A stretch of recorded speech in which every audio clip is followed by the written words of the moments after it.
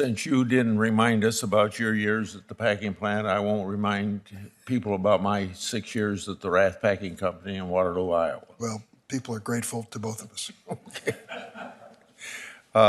First of all, I thank Chairman Durbin and Antitrust Subcommittee Chairman Klobuchar for accommodating my request to have this hearing. This is an area that I've been concerned about for a long time, and now many other senators are also hearing concerns from their constituents. So today's hearing will focus on competition matters within the meat supply chain, particularly in regard to beef. I'm pleased that we have two Iowans here with us as witnesses today and look forward to their testimony. I thank all of our witnesses for coming and sharing their expertise with us. Family farmers who feed cattle are the lifeline of rural communities across Iowa, and they're currently on life support for more than 2 decades. I've expressed strong reservations about consolidation and concerns about competition in agriculture. My first legislation on this subject was introduced in 2003. Today, only 4 packers, JBS, Tyson's, Cargill, and National Beef, control more than 80% of the cattle market. These companies hold a tremendous amount of market power. Independent cattle producers in Iowa and across the country deserve a free and fair market. The amount of cattle traded on a cash market in the early 2000s were more than 50%, but today it has dropped to less than 20%. All other cattle contracts use the cash market as base price for their negotiations, but not true of beef. I've heard from many Iowa cattlemen, like one of our witnesses today, John Shaban, who fought to keep auction markets open and functioning as close to normal during the pandemic because they're so vital to price discovery in the cattle industry. My home state has 60% cash trade, and the Iowa cattle producers are frustrated that they're shouldering this burden of price discovery.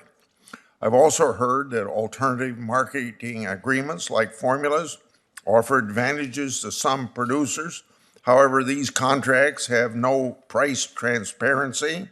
Captive supply is unfair and anti-competitive when packers use these types of arrangements to fill their needs, and small producers can't get a bid for their fed cattle. Many of us believe that packers have so much power that they unfairly leverage it against other players in the market and to the detriment of the consumer.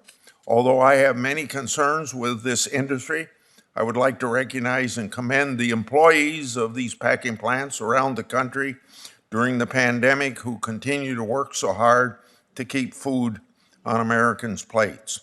The pandemic has shed light on many problems with the Packers and Stockyards division and its inability to preserve our nation's beef supply chain.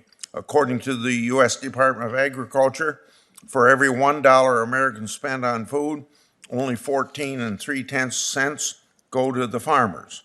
Meanwhile, the retail price of beef for consumers has increased and remains high.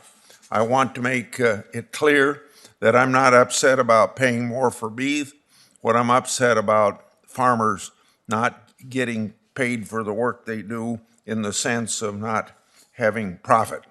As the first link in our food supply chain, farmers and ranchers assume incredible risks for each crop and each animal raised, but their livelihoods depend on receiving a fair price. Even before the pandemic, farmers and ranchers witnessed the price of their cattle fall while the price of boxed beef from the processor increased. The market's clearly not working fairly when demand is extraordinarily strong and supply at the same time is strong. But the packers are making record profits and ranchers are losing money. That's why I believe it's important that the Department of Agriculture, the Department of Justice, and the Federal Trade Commission be engaged and aggressive in policing anti-competitive activity.